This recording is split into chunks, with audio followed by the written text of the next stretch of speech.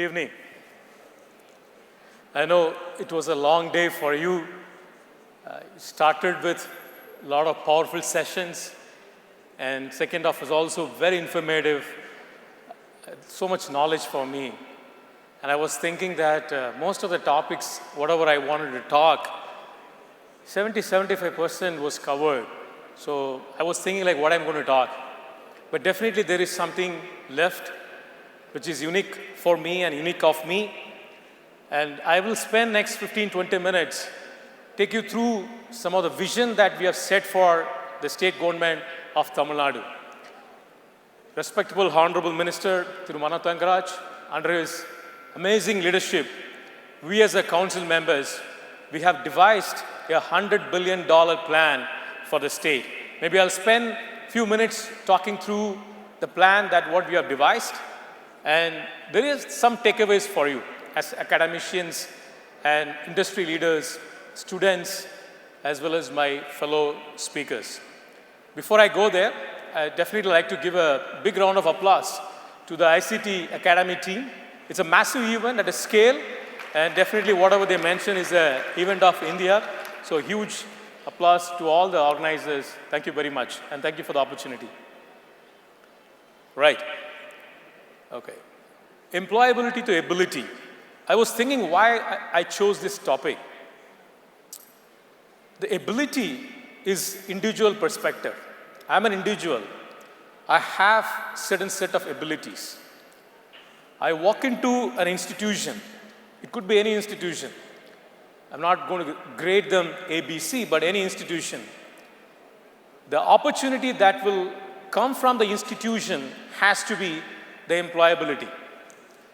Now, the transformation has to happen from an individual's ability to institution employability. If you're able to bridge this, I would call that as a true collusion or the true bridge that institutions and individuals are making and making it truly employable. And you should challenge yourself how many of your institutions are truly doing it. It's not just saying we have 100% placement, but truly how you have made every individual that stepping into your institutions and you made them employable. And definitely, I also want to talk about the talent capital. I'm calling Tamil Nadu will be the talent capital because of the humongous amount of the talent that will be available in the market. Let's take a brief view about the overall IT industry because predominantly talking about the industry is our information technology. Today, as a country perspective, we are closer to $220 billion worth of exports that is happening from our country. It's an amazing amount of effort that happened in the last 3 decades. If I put back into what is happening from a state perspective, we are very closer to a $21 billion, 9.5%, 10% range. What is that? We are contributing from the state to the center. Now, from an employee base aspect, where are we today? We are actually roughly around 7 lakh employee base, whereas if we talk from an overall country perspective, that is around 50 lakh. That is the overall base of ITers. Now, this is the vision that we have set from a council point of view. So today we are $21 billion. Now, if we have to move to that $100 billion by 2030, as a vision set by Honorable Minister for Information Technology and Digital Services, and the larger vision of $1 trillion set by our Honorable Chief Minister. So this 10% contribution is going to be very significant, and it's not easy to achieve. You need to note the point because we are growing sequentially as a CAGR of 10% year on year. Now, if we have to grow to that 100 billion by 2030, we have to grow at a CAGR of 19.5%, which is nearly double the percentage of growth that we need to go through.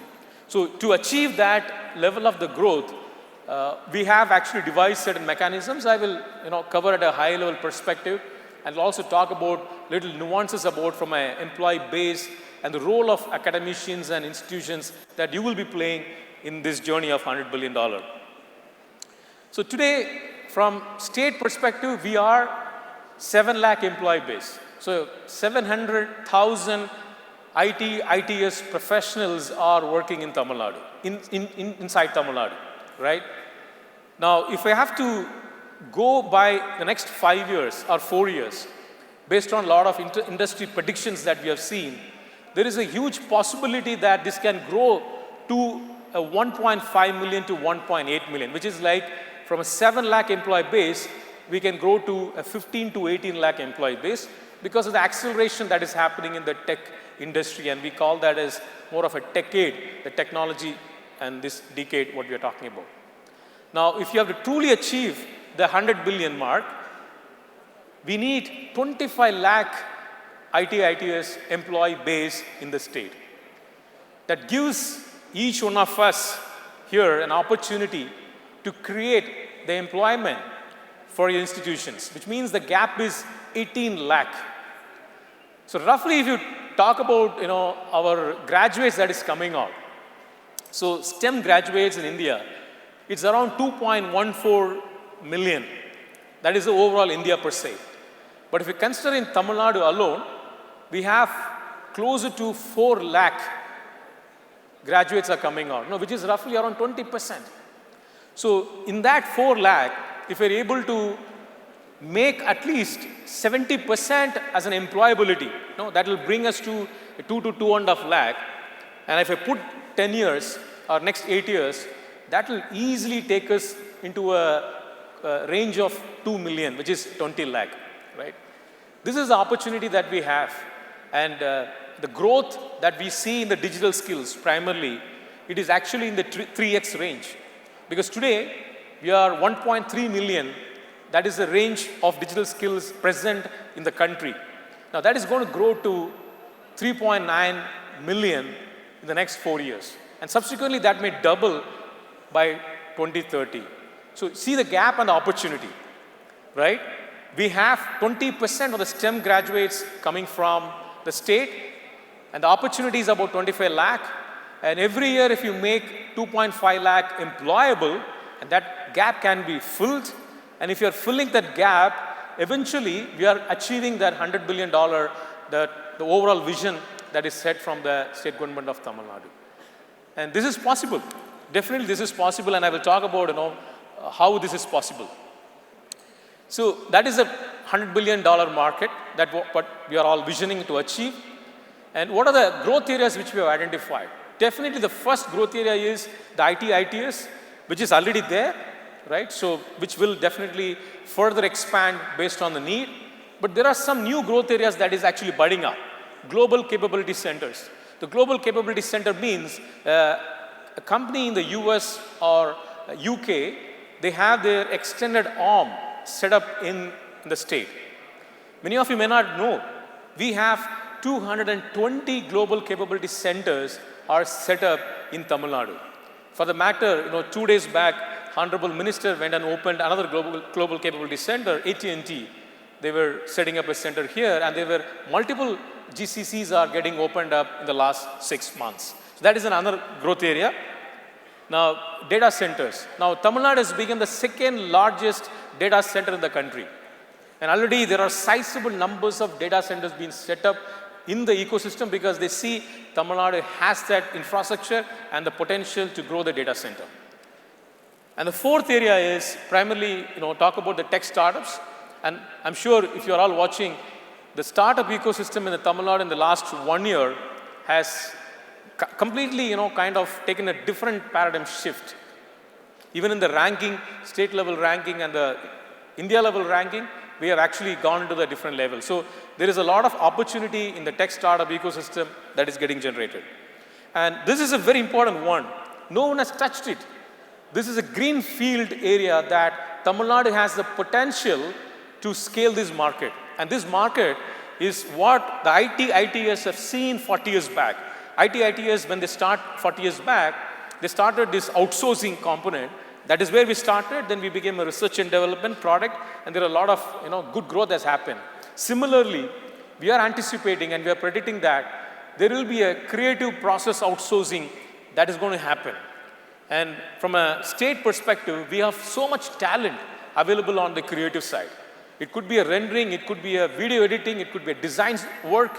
There are amazing amount of activities that is happening in the globe, and there is a need for a talent to meet those demands. And we are seeing that creative services is an area and a significant potential that it has for us. And we are also anticipating this industry alone will become a $10 to $20 billion from very nascent stage what we have today. And of course, the SaaS. SaaS is, we call proudly that as the capital of India today. And definitely there are a lot of opportunities that is getting scaled up on the SaaS products and a solution area. So these are the 6 key growth areas, realistic, practically, that possible growth areas we have identified and potential to grow and elevate to that 100 billion target that we aspire to achieve by 2030. Now, it's an interesting thing, I just picked this from the McKinsey. They have predicted these are the top 10 technology trends that is shaping the world or that will shape the world in next 10 years. A lot of speakers talks about AI, machine learning, IoT, blockchain. For me, those are 5 years back. They are being in the line, companies are working, roles are created, and a lot of companies start adapting. I could have been excited when these were spoke about 5 years back. But today, we need to talk about what is going to happen in the next 10 years. We need to prepare our students on these lines so that when they come out of the graduation, this technology will take into a shape and opportunities will get created. So some of the things, quickly I want to talk about, the RPA is getting more into the next level. Future of connectivity, 5G, IoT connectivity, cloud and edge computing, quantum computing, neuromorphic chips, right? It is about the integration systems of your nervous mindset and the system, right? So that is the level of thought process that is getting in. That is a level of technological advancement that is happening in the market, and we anticipate this will grow. Applied artificial intelligence and future of programming, software 2.0. Today, a development of a software takes a set amount of time. In 2.0, it is like instant because it is not going to be done by an individual. Instead, the software development will be done by machines. So you input your requirements and set a time limit. Based on that, you have the application ready, right? And these are all happening already. The low-code, no-code strategy is one element to it, but there are a lot of opportunities that is getting built. And zero trust, security, and blockchain. And again, few interesting components I want to talk about here is the bio-revolution that is happening. People are missing this big area because that is another amazing opportunity that is entailing in the global. And we as a state, there's a greater opportunity for us to take advantage of it.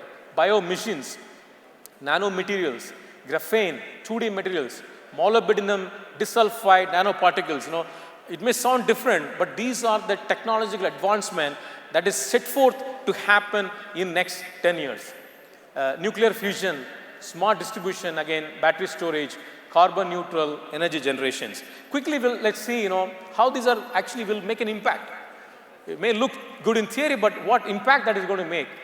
Very clearly says that up to 80% of the global population be reached by the 5G by 2030. The distributed infrastructure, which is like 75% of the enterprise generated data will be processed by edge or cloud by 2025, which is another 3 years, right? And very clearly you can see the future of programming that will be like a 30x of the growth or the reduction in the working time. This is a significant time, right? Which is very clearly say that if we have to do a software development in a 30-day period, this can be enable you to do in a single day. That is a 30x reduction in the working time required for a software development analytics. And same thing happens on the bio-revolution as well. And where this is applied, so this is a cross-functional.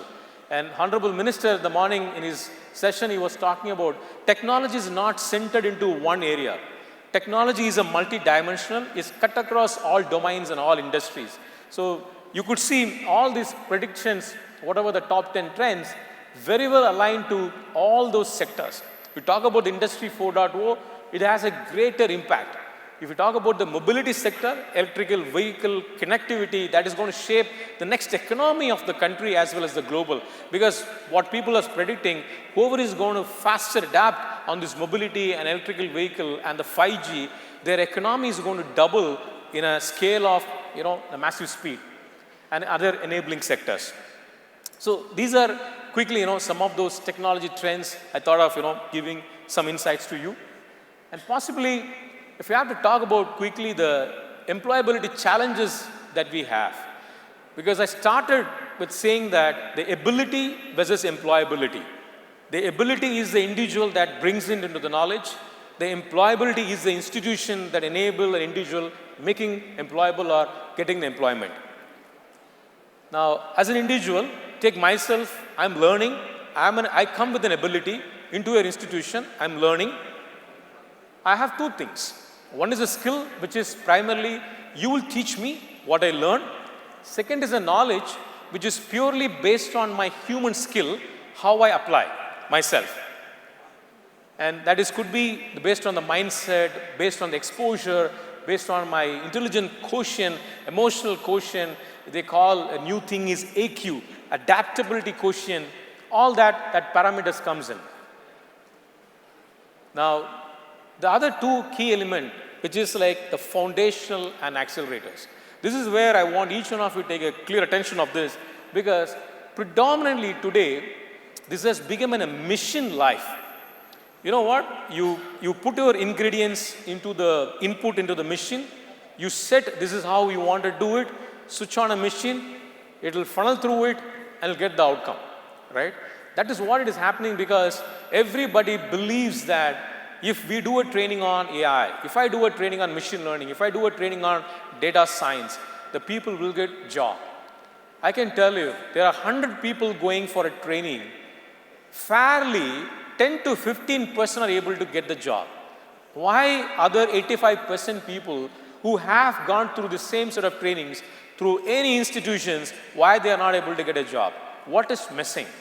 The missing element, which is very important, is the foundation. The foundation is what is the missing element. We are not focusing on the active learning, the problem solving, the analytical and critical thinking, tolerance, flexibility, the originality and creativity. These are the missing elements. Based on my 20 years in the industry, I could clearly call out if an institution, you put a center of excellence on foundational skills. You put a center of excellence on human skills. These are essential because you teach me the human skills and the foundational skills. I may have an aspiration to be a data scientist. I have multiple avenues to learn. You don't need to teach me. That is my interest, I will go and learn. Then I will become an expertise to that. The moment I become an expertise to that, what will actually eventually make me a star in that particular field. Eventually that will make me get the job. This is what today I just want to summarize, saying that the foundation is cracking. No one is focusing on the foundation. You go back 20 years back, same challenge every employer will give you. An employer will say that, why I was not able to hire so much of people in your college? The employer will say, the number one reason is the communication issue. Your people are not able to comprehend. Your people are not able to give a proper reasoning, right? People are not able to solve whatever it is. What is these? These are the foundational skills. That is what is getting missed, right? An employer is not saying that your people are lagging in data science skills, your people are lagging in DevSecOps skills. They are not talking about the technicality. They are talking about the foundational skills. That is what I want to sum it up in saying, what challenge we had 20 years back, even today it exists because the institutions, academicians, and all the training organizations, they lack the focus on the foundational skills and they focus heavily on the accelerators. That is what is causing the major problem. So I would leave my submission note to all of you, say that focus on the foundation. The acceleration is the individual with his or her ability will definitely enable and definitely he or she will get a job. And again, the plane will only take off when they have a good runway. You have to only create the runway. No, you don't need to create the plane. People will create the plane. As an institution, academicians, your job is to create a leveled runway which will enable every student and individuals, to drive their plane. You can't control their speed or agility. It is again left to those individuals. Create the platform, create the runway for your students. Again, thank you for giving the amazing opportunity. Sorry about taking a little extra time. Thank you once again.